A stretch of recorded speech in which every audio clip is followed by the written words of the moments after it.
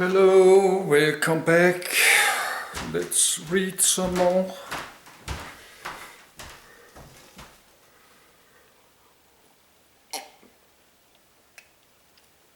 Yes, I made a lot of video. So now I'd like to read.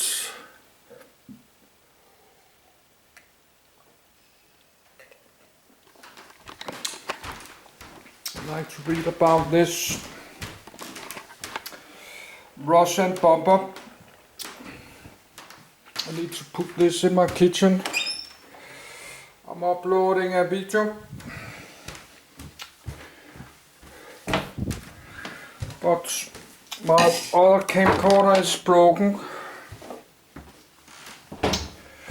My JVC camcorder is broken. I have it there. It's broken. It's not this. This is even older, but this is my JVC. So this, I have a spare one. I did buy very cheap, like $70, but that's 5 years ago. But it's charging very fast.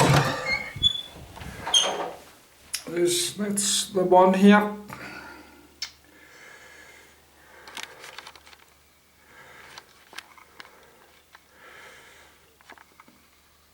This.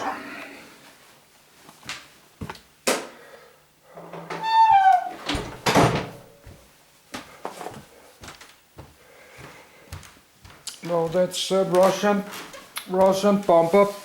The Russians used to bombing Ukraine with missiles.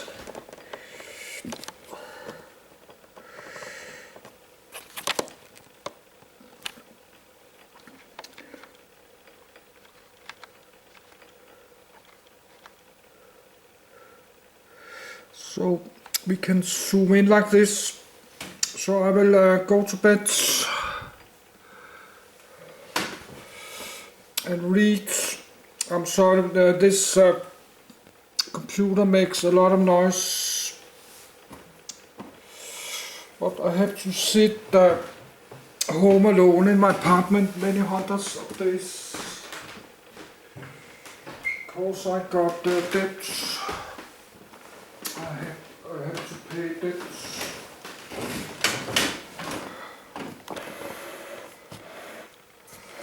So I like to read all this.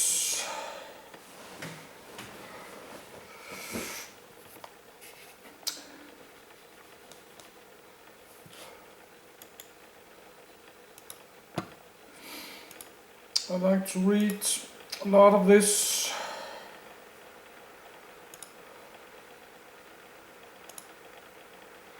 Tupolev Tu-95. The Tupolev Tu-95, Russian, 95, NATO reporting name, Bear, is a large, 4-engine turboprop-powered strategic bomber and missile platform. First flown in 1952, the Tu-95 entered service with the long-range aviation of the Soviet Air Forces in 1956 and was first used in combat in 2015. It is expected to serve the Russian aerospace forces until at least 2040. A development of the bomber for maritime patrol is designated the Tu-142, while a passenger airliner derivative was called the Tu-114. The aircraft has 4 Kuznetsov Nk-12 engines with contra-rotating propellers. It is the only propeller-powered strategic bomber still in operational use today. The Tu-95 is one of the loudest military aircraft, particularly because the tips of the propeller blades move faster than the speed of sound. Its distinctive swept-back wings are set at an angle of 35 degrees. The Tu-95 is the only propeller-driven aircraft with swept wings built in large numbers. Design and Development, Edit. The Design Bureau, led by Andrei Tupolev, designed the Soviet Union's first intercontinental bomber, the 1949 Tu-85, a scaled-up version of the Tu-4, a Boeing B-29 Super Fortress copy. A new requirement was issued to both Tupolev and Musisk design bureaus in 1950. The proposed bomber had to have an UN refueled range of 8,000 kilometers, 5,000 mi, far enough to threaten key targets in the United States. Other goals included the ability to carry an 11,000 kilograms, 24,000 pound, load over the target. Tupolev was faced with selecting a suitable type of power plant.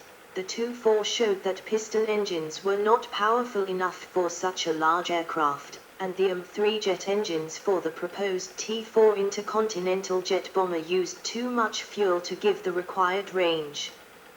Turboprop engines were more powerful than piston engines and gave better range than the turbojets available at the time, and gave a top speed between the two. Turboprops were also initially selected for the Boeing B-52 Stratofortress to meet its long-range requirement, and for the British long-range transport aircraft, the Saunders Roe Princess, the Bristol Brabazon Mk2 and the Bristol Britannia. Tupolev proposed a turboprop installation and a Tu-95 design with this configuration was officially approved by the government on the 11th of July, 1951. It used 4 Kuznetsov-coupled turboprops, each fitted with 2 contra-rotating propellers with 4 blades each, with a nominal 8,900 kilowatts, 12,000 HP, power rating. The engine, advanced for its time, was designed by a German team of ex-Junkers prisoner engineers under Ferdinand Brandner. The fuselage was conventional with a mid-mounted wing with 35 degrees of sweep, an angle that ensured that the main wing spar passed through the fuselage in front of the bomb bay. Retractable tricycle landing gear was fitted, with all 3 gear strut units retracting rearwards, with the main gear units retracting rearwards into extensions of the inner engine nacelles. The Tu-95/I, with 2 TV2F engines, first flew in November 1952 with test pilot Aleki Perilat at the controls. After 6 months of test flights, this aircraft suffered a propeller gearbox failure and crashed, killing Perilat. The second aircraft, Tu-95/2, used 4 12,000-ish Kuznetsov Nk-12 turboprops which proved more reliable than the coupled 2 TV2F. After a successful flight testing phase, series production of the Tu-95 started in January 1956. For a long time, the Tu-95 was known to U.S./NATO intelligence as the Tu-20. While this was the original Soviet Air Force designation for the aircraft, by the time it was being supplied to operational units it was already better known under the Tu-95 designation used internally by Tupolev, and the Tu-20 designation quickly fell out of use in the USSR. Since the Tu-20 designation was used on many documents acquired by US intelligence agents, the name continued to be used outside the Soviet Union.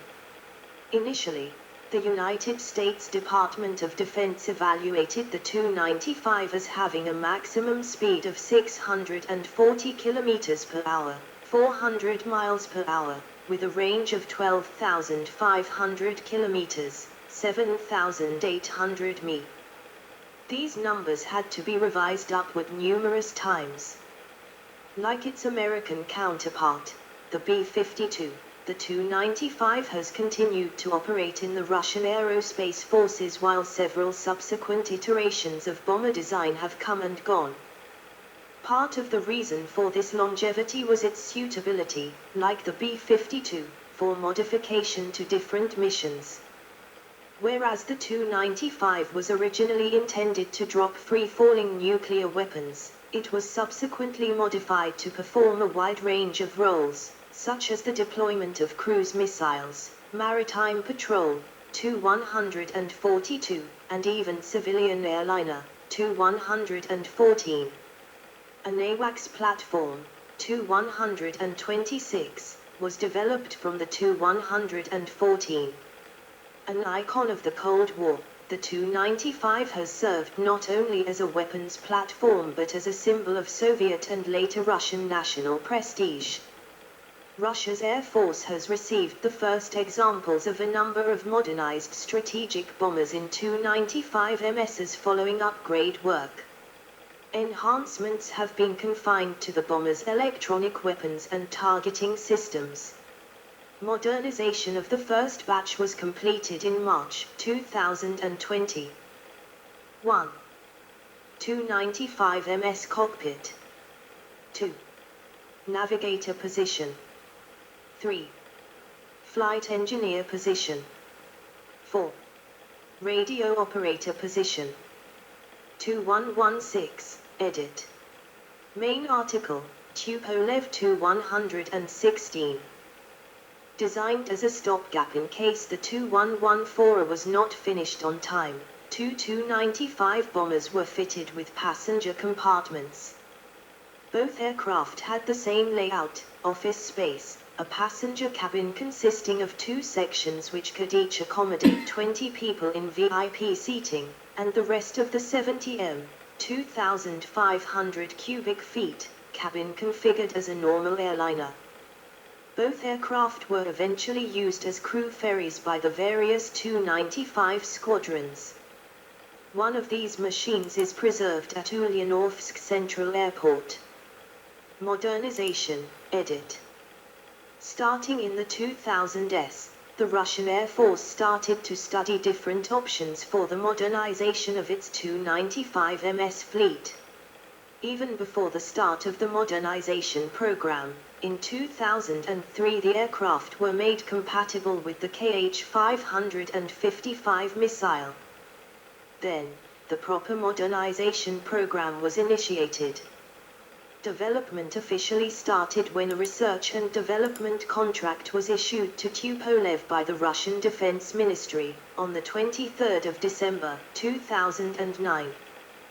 The modernizations are only applied to the Tu-95 MS-16S using the K-016 Sprut missile initialization system, and not to the aircraft using the older K-012 Osina.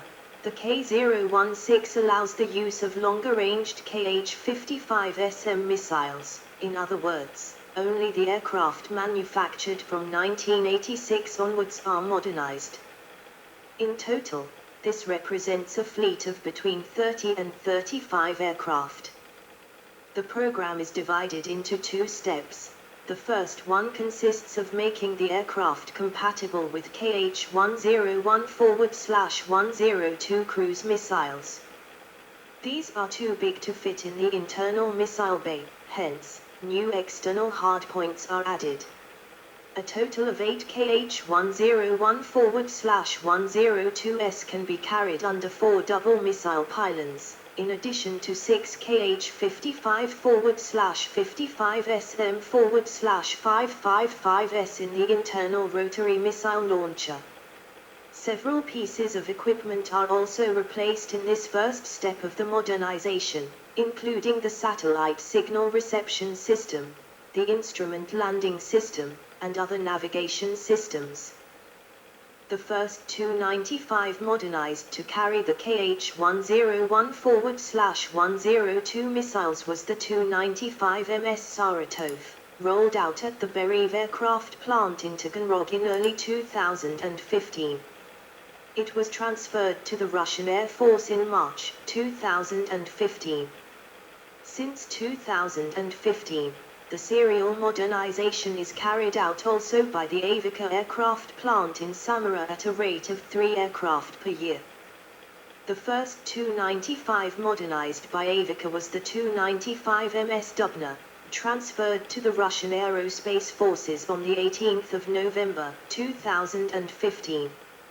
In the future, Tu-95 MSs are to be upgraded with the SVP-24 sighting and computing system from the Russian company Gefest NT. The second step of the modernization program is also the most extensive one, and is known as Tu-95 MSM. It includes the installation of the new Novella NV1.021 passive electronically scanned array radar instead of the current ABSA MS, a new S-021 navigation system and the Meteor NM2 airborne defense complex. In addition, the aircraft modernized to the MSM variant will be equipped with upgraded Kuznetsov NK-12 MPM turboprop engines, together with new AV-60T propellers, reducing the vibration level by 50%. Lastly, the tail turret has been removed. The first Tu-95 MSM made its maiden flight on the 22nd of August, 2020. A new contract on upgrading Tu-95 MS strategic missile-carrying bombers to the Tu-95 MSM level was signed in August 2021. Operational history, edit. Soviet Union, edit. Tu-95 MS Kaluga, named after one of the oldest Russian cities. The Tu-95 RT variant in particular was a veritable icon of the Cold War as it performed a maritime surveillance and targeting mission for other aircraft, surface ships and submarines. It was identifiable by a large bulge under the fuselage, which reportedly housed a radar antenna that was used to search for and detect surface ships. A series of nuclear surface tests were carried out by the Soviet Union in the early to mid-1960s. On the 30th of October, 1961, a modified Tu-95 carried and dropped the N-602 device named Tsar Bomba, the most powerful thermonuclear device ever detonated. Video footage of that particular test exists since the event was filmed for documentation purposes. The footage shows the specially adapted Tu-95V plane painted with anti-flash white on its ventral surfaces taking off carrying the bomb, in-flight scenes of the interior and exterior of the aircraft, and the detonation. The bomb was attached underneath the aircraft, which carried the weapon semi-externally since it could not be carried inside a standard Tu-95's bomb bay, similar to the way the B.1 special version of the Avro Lancaster did with the 10-ton Grand Slam earthquake bomb. Along with the Tsar bomber, the Tu-95 proved to be a versatile bomber that would deliver the RDS-4 Tachina, a fission bomb with a yield of 42 kilotons, RDS-6's thermonuclear bomb, the RDS-37 2.9 megaton thermonuclear bomb, and the RP-30-32 200 kiloton bomb. The early versions of the bomber omitted crew amenities, with dank and dingy interiors lacking a toilet or a galley. Though flying the Tu-95 was uncomfortable, especially during the routine 10-hour mission trips twice a week, constant training ensured a high degree of combat readiness and around 1,200 flight hours annually. Due to the nature of their mission, Tu-95 bomber crews were often some of the best available in the Soviet Air Force. As part of their nuclear strike mission, bomber crews would undertake frequent missions into the Arctic to practice transpolar strikes against the United States. Unlike their American counterparts, however, Tu-95 aircraft did not fly missions carrying live nuclear weapons. This practice, a result of live ammunition being housed in special bunkers on the bases and a lengthy loading process, done via servicing trench below the bomb bay and taking up to 2 hours, was seen as a hindrance to overall mission readiness. During the Falklands War, Tu-95s carried out intelligence-gathering flights around Ascension Island. Russia, edit. In 1992, newly independent Kazakhstan began returning the Tu-95 aircraft of the 79th Heavy Bomber Aviation Division at Dolan Air Base to the Russian Federation. The bombers joined those already at the Far Eastern Ukrainka Air Base. On the 17th of August, 2007, Russian President Vladimir Putin announced that Russia was resuming strategic aviation flights by sending its bombers on long-range patrols, a practice that had ended with the breakup of the Soviet Union in 1991. Fighters from NATO members are often sent to intercept and escort Tu-95s as they perform their missions along the periphery of NATO airspace, often close to each other. Russian Tu-95s reportedly took part in a naval exercise off the coasts of France and Spain in January 2008, alongside Tupolev Tu-22M3 backfire strategic bombers and Bereva 50 mainstay airborne early warning aircraft. During the Russian Stability 2008 military exercise in October 2008, Tu-95 MS aircraft fired live air-launched cruise missiles for the first time since 1984. The long range of the Kh-55 cruise missile means the Tu-95 MS can once again serve as a strategic weapons system. In July 2010, two Russian Tu-95 MS set a world record for a non-stop flight for an aircraft in the class, spending more than 43 hours in the air. They flew through the Atlantic, Arctic, and Pacific Oceans as well as the Sea of Japan, covering in total more than 30,000 kilometers, 19,000 mi, with 4 mid-air refuelings. The primary goal of the endurance flight was to evaluate the performance of the aircraft during such a long flight, in particular monitoring the engines and other systems. On the 17th of November, 2015, Tu-95s had their combat debut, being employed for the first time in long-range airstrikes as part of the Russian military intervention in the Syrian civil war. On the 17th of November, 2016, Tu-95MSs performed their first combat deployment, launching the Kh-101 cruise missiles on several militant positions in Syria. On the 5th of December, 2017, two Tu-95MSs and two Il-76MD transport aircraft landed for the first time at the Biak Air Base in Indonesia. The bombers covered more than 7,000 kilometers, 4,300 mi, with mid-air refueling before landing at the air base. During the course of their visit, the Tu-95 crews conducted their first patrol flights over the southern Pacific, staying airborne for more than 8 hours. Tu-95MS/MSM bombers reportedly took part in the opening assault on Ukraine during the initial phase of the 2022 Russian invasion of Ukraine on the 24th of February 2022. On the 6th of March 2022, according to Ukrainian sources, Tu-95MS and Tu-160 strategic bombers launched 8 cruise missiles, presumably the Kh-101, at the Havrishivka-Vinnytsia International Airport from the Black Sea area.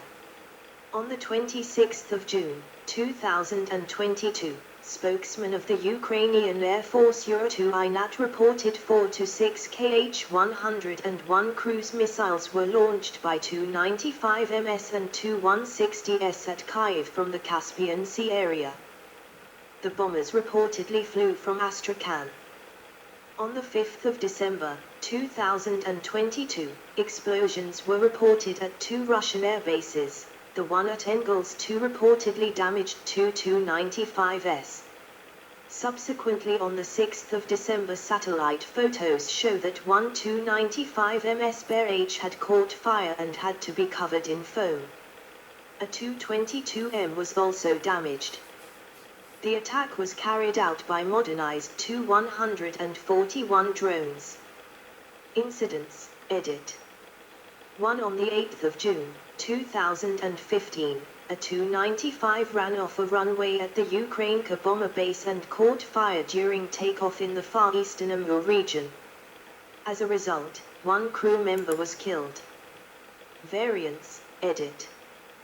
Tu-95/1. The first prototype powered by Kuznetsov 2TV2F coupled turboprop engines. Tu-95/2. The second prototype powered by Kuznetsov NK12 turboprops. Tu-95. Basic variant of the long-range strategic bomber and the only model of the aircraft never fitted with a nose refueling probe. Known to NATO as the Beret. Tu-95K. Experimental version for airdropping a MiG-19 SM-20 jet aircraft. Tu-95K-22. Conversions of the older Bear bombers, reconfigured to carry the Rajaga KH-22 missile and incorporating modern avionics. Known to NATO as the Bear G. Tu-95K/Tu-95KD. Designed to carry the KH-20 air-to-surface missile. The Tu-95KD aircraft were the first to be outfitted with nose probes. Known to NATO as the Bear B. Tu-95 km. Modified and upgraded versions of the Tu-95K, most notable for their enhanced reconnaissance systems. These were in turn converted into the Bear G configuration. Known to NATO as the Bear C. Tu-95 Lao. Experimental nuclear-powered aircraft project. Tu-95M. Modification of the serial Tu-95 with the NK-12M engines. 19 were built. Tu-95M55. Missile carrier. Tu-95 Mr. Bear A modified for photo reconnaissance and produced for Soviet naval aviation. Known to NATO as the Bear E. Tu-95MS/Tu-95MS6/Tu-95MS16. Completely new cruise missile carrier platform based on the Tu-142 airframe. This variant became the launch platform of the Rajaga KH-55 cruise missile and put into serial production in 1981. Known to NATO as the Bear H and was referred to by the US military as a Tu-142 for some time in the 1980s before its true designation became known. Currently being modernized to carry the KH-101/102 stealth cruise missiles. 21 aircraft have been modernized as of April 2019. In 2019-2020, 10 modernized Tu-95MS aircraft have joined the fleet. 4 aircraft were delivered in 2021. Tu-95MS6. Capable of carrying 6 KH-55. KH-55SM or KH-555 cruise missiles on a rotary launcher in the aircraft's weapons bay. 32 were built. Tu-95MS16. Fitted with 4 underwing pylons in addition to the rotary launcher in the fuselage, giving a maximum load of 16 KH-55S or 14 KH-55SM. 56 were built. Tu-95MSM. Modernization of the Tu-95MS-16 bombers, equipped with the new Novella NV1.021 radar, SOI-021 information display system, Meteor NM2 airborne defense complex and upgraded Kuznetsov NK-12M turboprop engines. First flight scheduled for end of 2019. Tu-95N.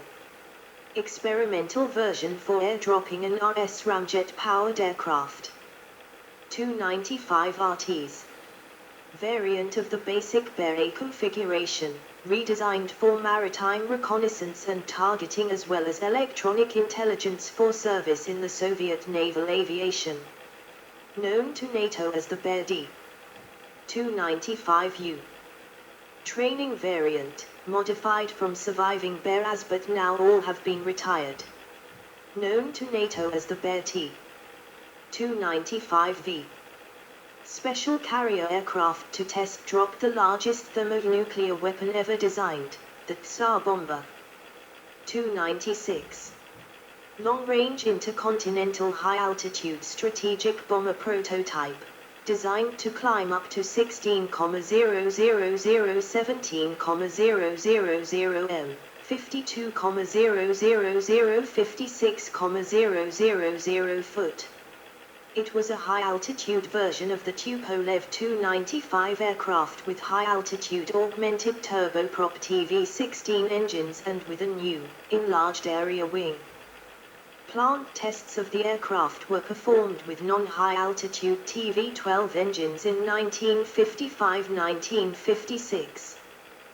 Tu-95 derivatives, edit.